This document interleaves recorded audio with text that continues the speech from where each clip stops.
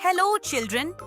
Today, I'm going to tell you a divine story, a story of courage, faith, and a miracle that even the gods were left amazed. This is the story of little Krishna and the day he lifted an entire mountain to save his people. Long, long ago, in the peaceful village of Vrindavan, life was simple, beautiful, and full of joy.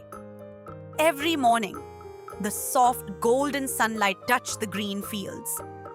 Birds sang sweet songs in the trees, and cows walked slowly through the dusty paths. Children laughed and played.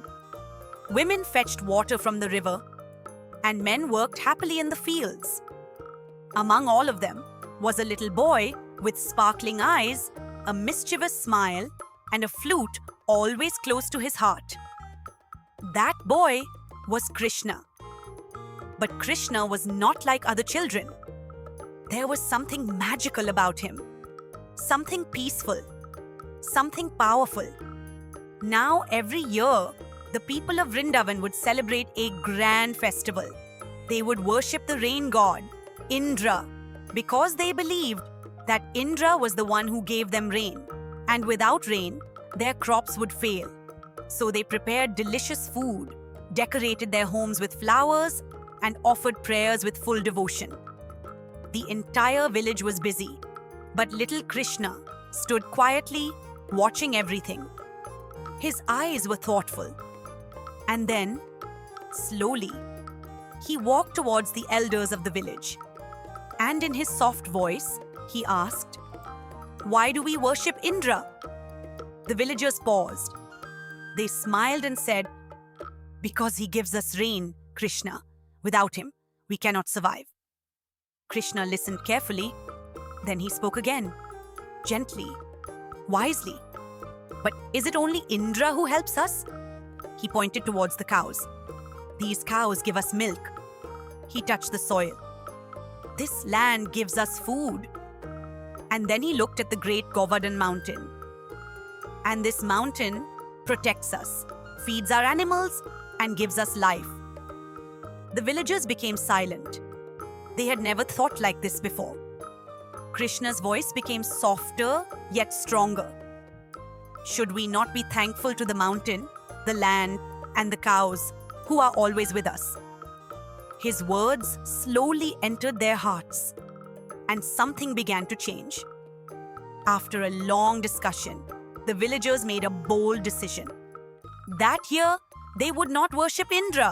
Instead, they would worship Govardhan mountain, far away, high in the heavens. Indra was watching everything. And as he saw this, his pride turned into anger. His eyes burned with rage. "They have forgotten me.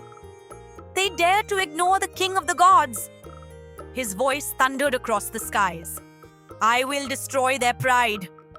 Suddenly, the sky over Vrindavan changed. Bright blue turned into deep black. Winds started blowing fiercely. Trees began to shake violently. And then, a loud thunder roared. Rain started falling. But this was no ordinary rain. It was a storm like never before. Water poured endlessly. Rivers overflowed. Paths disappeared under floods. Houses began to collapse.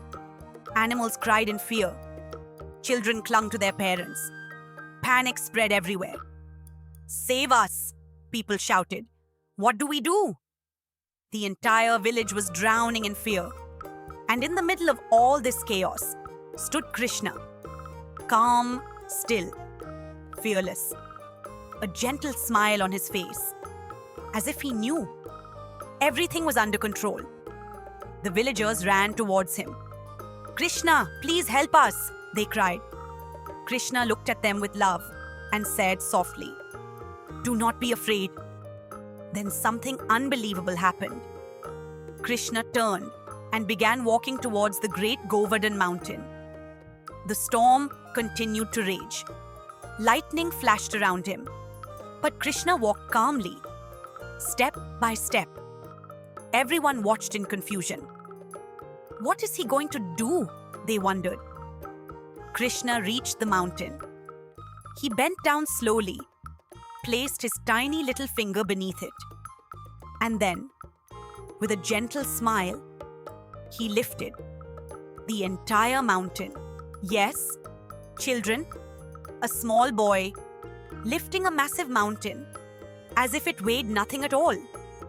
The villagers stood frozen in shock. They could not believe their eyes. "Come!" Krishna called out. "Bring everyone under the mountain." One by one, people rushed forward. Families, children, cows, all gathered under the mountain. And suddenly now, they were safe. The rain could not touch them. The storm could not harm them.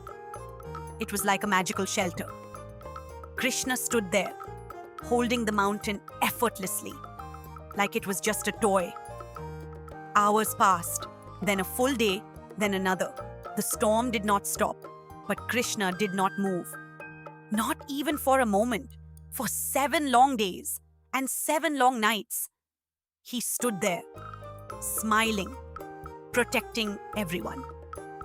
The villagers watched him with tears in their eyes, their hearts filled with devotion. "Who is he?" they whispered. "This cannot be an ordinary child." High above in the heavens, Indra watched everything. And slowly, his anger disappeared. His pride broke, and in its place came realization. "This is no human child," he said quietly. "This is the Supreme." Indra immediately stopped the storm. The clouds vanished. The sky became clear. Sunlight returned once again. Krishna gently placed the mountain back in its place. As if nothing had happened, Indra came down from the heavens. He bowed his head before Krishna. "Forgive me," he said. "I was blinded by pride." Krishna smiled. Because true greatness never holds anger. From that day onwards, the people of Vrindavan understood Krishna was not just their friend, he was their protector, their divine guide. So children, remember this. True strength is not about showing power. It is about protecting others, standing strong in difficult times, and staying humble, no matter how powerful you are. And whenever you feel afraid, just remember, Krishna is always with you.